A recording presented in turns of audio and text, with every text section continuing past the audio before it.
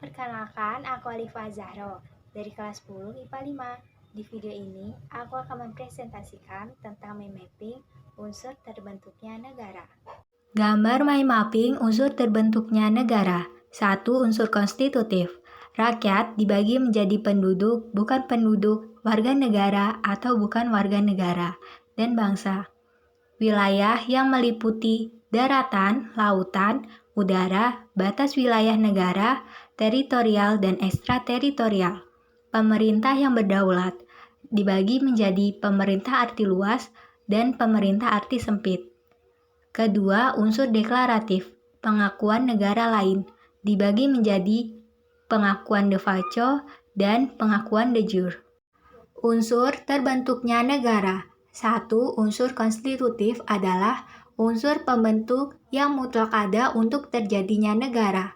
Unsur konstitutif negara mencangkup wilayah yang meliputi rakyat atau masyarakat, darat, udara, perairan, serta pemerintahan yang berdaulat.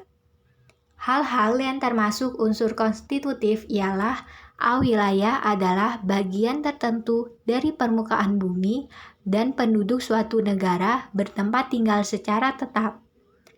B. Penduduk yang menetap. Penduduk suatu negara digolongkan menjadi dua, yaitu warga negara dan orang asing. Warga negara adalah orang-orang yang memiliki kedudukan resmi sebagai anggota penuh suatu negara. Orang asing ialah warga negara lain yang dengan izin pemerintah setempat menetap di wilayah yang bersangkutan.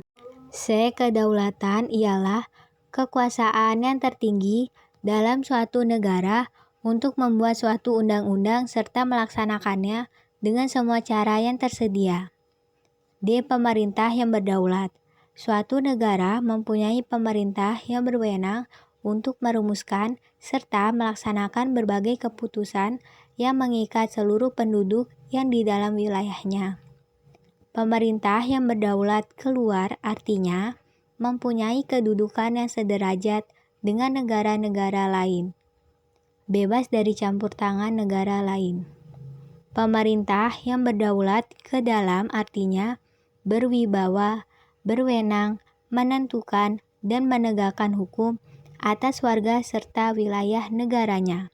Pemerintahan dalam arti luas adalah segala kegiatan badan-badan publik yang meliputi kegiatan legislatif, eksekutif, dan yudikatif dalam usaha mencapai tujuan negara.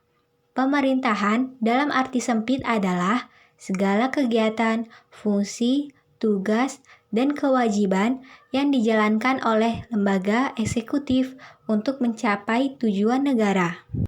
Kedua, unsur deklaratif adalah unsur yang sifatnya pernyataan dan bersifat melengkapi unsur konstitutif.